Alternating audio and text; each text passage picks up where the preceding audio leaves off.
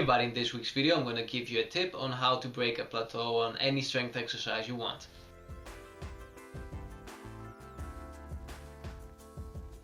First of all, keep in mind that this tip is for people who have been training for more than 3 to 4 months consistently and seriously. If you've been training for less than that, I wouldn't recommend this tip. You need to focus more on the basics.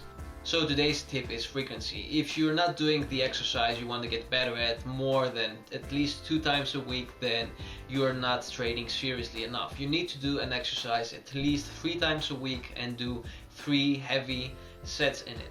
Now, the tip on how to get better at any strength exercise is to do it a lot more frequently. And of course, this doesn't mean that you need to do 100 sets every day, but you need to do it at least 3 times with a break between of 48 hours. If you've been training once or twice, as I hear many young people do today, because they've probably heard this from a bodybuilding program and from people who may get benefits from this, but these are people who are on extreme amounts of drugs, and they probably have also amazing genetics. So you need specificity. Why? Because specificity works. You need to do an exercise every time you train. So for example, let's say you train 3 times a week, you need to do this exercise seriously 3 times a week. If you train more, if you train for example 4 to 6 times a week, you never want to train 7 times a week. In my opinion, you need to always take 1 break at least. Not only physically but also mentally, it's better for you. So if you've been training more than 3 times, if you train 4 or 6 times a week, you can still do this exercise every day. And how are you going to do this? Well, you're going to implement the exercise in your warm-up. Let's say for example you train 5 times a week. Do your heavy serious sets 3 times in the week, every 48 hours, and the rest of the days include this exercise in your warm-up. So let's say for example you start your warming up with some dynamic stretching and some stretches and some cardio if you work somewhere outside. Once you're done with your warming up, you can add another 2 or 3 sets of this exercise. Not doing it really hard, just do 3 easy sets, you know, just feel some blood getting pumped in your muscles. Do 3 sets that will not get you extremely tired, so they will not hinder the rest of your program, but they will also give you a stimulus, you know. Don't go either too easy on them. So 2 to 3 sets every day before you get into your main program are going to help you extremely with this. And I first read this recently in a book from Dan John, who is an amazing strength coach. If you don't know him, you need to study him. And while I was reading it, I thought, wow, this is genius, even though it's very simple. And then I thought that, wait a moment, this is what I did my whole life until, you know, I started exercise. This is how I always trained.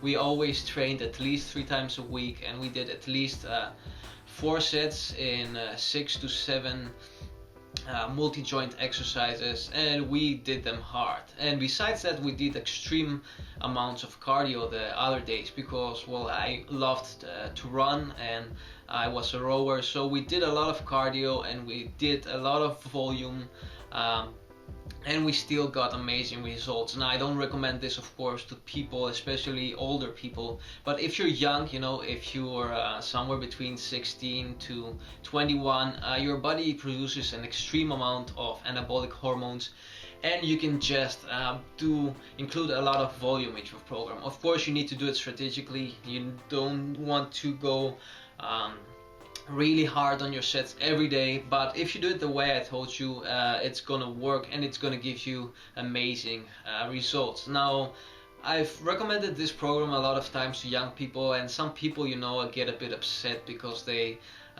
start talking about studies, you know, and how you need to work out only every, I don't know, you know, 2 times a week and stuff like that. But some studies nowadays are showing that volume has a better effect on strength gains, and I think this is more for young people. And I think the study I'm going to quote over here somewhere is done in young people, and I'm not surprised that volume worked a lot more better in young people.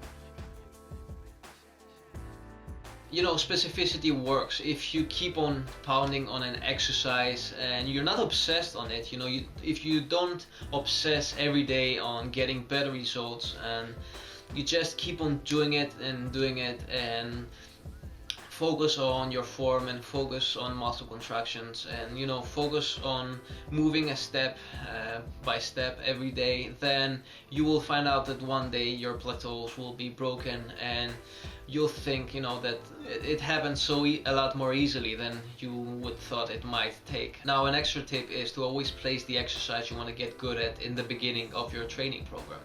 So, for example, let's say you want to get better at pull-ups. You need to place pull-ups every day on top of your program, as the first exercise. If you want to get better at 2 exercises, and I don't recommend you focus on getting better in more than 2 exercises for the upper body and more than 1 exercise for the lower body, I would recommend to alternate them.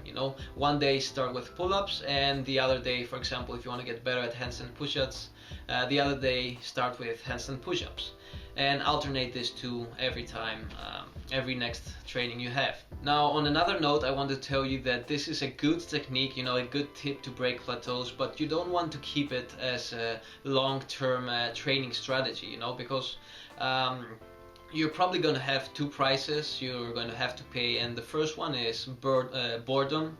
You're probably going to get bored, and the second price is that you might start suffering from overuse injuries. If you overdo it, if you train this way for a whole year and you don't have this structured in your program, as I do in my second ebook I wrote, you're probably going to start suffering from overuse injuries. You might, for example, if you overdo it in pull-ups, you're probably going to start having some elbow issues.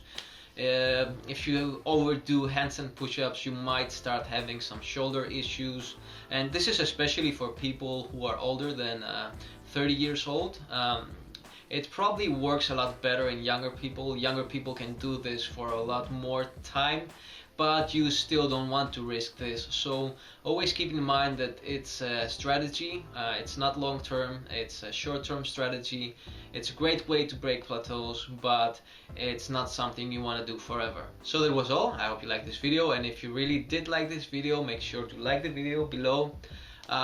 Feel free to share it with your friends on Facebook or whatever other social media you are using, because an idea is not worth anything if it doesn't spread, and I'm really trying to spread this project, so sharing it wherever you think would provide some help would be extremely helpful for me also. And until next time, keep on training.